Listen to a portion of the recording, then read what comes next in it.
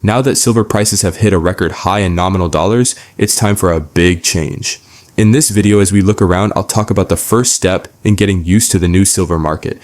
In the current silver market, which is different from the one we're used to, agility is a key idea to understand. The market is very tricky. There is no doubt about it. And what we saw in 2025 has turned most of the old ideas about putting silver on top of each other on their heads. You should stay tuned because there are a lot of things that have happened recently that have made a lot of people less interested in stacking, even though prices have reached all-time highs in nominal dollars. The news I'm about to share with you could also help bring prices back down in terms of retail prices, the prices you pay for silver, and the prices you get when you sell it. The people at Summit Metals know this all too well. They'll buy your silver as well as sell it. They're also a great business. This is one of the Bullion sellers that is growing the fastest. You can check them out at the link I put in the description below and see for yourself how great their customer service is. That being said, Fox Business had the exclusive on this story. I'll put a link to it in the description below because the video is interesting. Fox Business reporter Lydia Hu says that a new mint outside of Dallas, Texas is turning raw silver into investment grade bars as prices get close to all-time highs. This shows that investors are looking for tangible assets again in a time of inflation and global tensions. And of course you think, this is interesting when you think about a new mint. Mints do open up every once in a while. That's not strange at all. This time though, things are a little different. Who talked about the information on Varney and Company and in a Fox Business piece from the mint in the Dallas area. After going as high as $51 to $53, silver prices dropped to about $48 an ounce. As it turns out, it did quickly reach $54.50 before falling back. This is slightly below record highs, but it was higher than the record high in pure dollars. If you compare it to 2011, after taking inflation into account, it wouldn't be $73 an ounce. In fact, I made a movie this morning. I'll put a link to it at the end of this screen, and I hope you will check it out to see how the bull runs of 2011 and 2025 were different and how they were the same. I believe it is important to know what happened both times so that you can better understand why silver prices are the way they are. At the Dallas plant, workers process the materials that come in, filter out any impurities, and then cool the liquid metal in a big vat to make pure silver grain. The grain is put into molds by robotic arms. It is then heated in an oven to about 1,200 degrees Celsius, which is about 2,190 degrees, to make bars. There you go, a Fahrenheit. And of course, that's just above the melting point of silver to get it smooth and flowy. The whole process is designed to be quick in case demand goes up. That's the important thing here, people.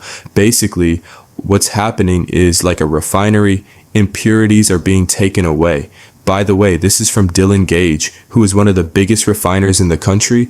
They heat up the silver and then cut it into bars. It's a turnkey business. This process shows that investors want real silver because sales of minted bars and coins have gone up a lot this year, according to who's reporting. Another thing is that this stuff needs to be made better, especially federal silver and silverware. And this new mint that Dylan Gage runs will be able to do it. Just goes to show how strong the desire is out there. As buyers worry about the strength of the dollar and the global economy, they are buying safe havens more quickly. According to experts at Bank of America, say silver has room to move, but they warn that volatility is likely to stay high in the near future. Some experts warn that if interest rates stay high, high prices could make people buy less. The metal team at JP Morgan lowered their demand forecast for aluminum, steel, and copper in a note, warning that the clear loss of global demand momentum will finally cause base metal prices to fall even more. It's also interesting that the metals team as a whole says that about JP Morgan. Dylan Gage, a rare metals refinery company in the Dallas area, runs the Dallas Mint. They made a limited number of custom bars for the Fox family of brands. If you click on the link below, you can see that it looks like they laser engraved those. Dylan Gage has been an important part of the rare metals business for almost 50 years, since it was founded in 1976. The company is based in Dallas and has one of the most advanced trading and refining businesses in North America. It offers minting, refining, and safe storage. Dylan Gage is certified by ISO and known all over the world for its honesty and dedication to new ideas in the bullion market. Silver is close to reaching new record highs, and customers aren't scared off by the higher prices. This means that capacity is king. I recently talked about this change in one of my videos. In the silver market, there was a lot of selling and some buying, but more selling than buying. Now there's about the same amount of buying and selling, and maybe a little more buying on the dip. Also, when I warn people not to buy on the dip, they should know that this could be the start of the drop.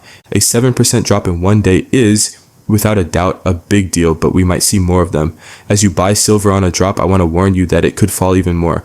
But dollar cost averaging is what it's all about when you're stockpiling silver, and hanging on to it for a long time is your friend. That's a given. And of course, it can be stressful for refineries when they go to sell their silver and get a lot less for it than they thought they would, especially when it comes to the spot price. To be honest, some people don't really get how that works, but you want to be able to get something close to spot price for it. It doesn't matter if the silver is pure or not, many stores will still give you less than spot for it. That's why it really only rests on how that particular coin shop is run. You hear that a lot, and what one coin shop might see in a regular market is an influx of silver that they didn't expect. They are taking a bigger risk by holding on to it. It means they will pay you less. But, those market factors can be different from one store to the next. During this bull run for silver, there has been a consistent lack or glut of silver that has been coming in and being held. And some of them are factories that told us we couldn't take any more silver, not even pure silver, at least for now. However, this new mint will be able to take off and use some of that. And it changes to fit the market. We need to get used to silver stackers and know that things will get back to normal, or at least to a new normal, whatever that new normal is. So does that mean the price of silver will drop back to where it was before all this chaos? Not all the time. I still believe silver has a lot more room to go up, but it might take a long time now. To put it another way, the silver market might get dull. This news is part of that change that will help it handle some of this. And this building was made with what's going to happen in the future in mind. I'm sure Dylan Gage wouldn't have looked at the market to see that there was more desire for silver. It's both good and bad. The silver market won't go through the big changes we've seen in the last few weeks because we'll be able to process some of that silver. On the other hand, it's bad because it means prices probably won't go up by a lot either way. That can be good or bad, of course, based on whether you're buying or selling. In general, though, I think it's a good thing because it shows that more people want silver. And more than not, people need silver, especially in business. The gold market is not like the rest. It changes there. And we need to be flexible with that. That's why I've been telling my people to stock up on constitutional silver. It's been a while since constitutional silver was sold at spot price or less. This is a great way to get in.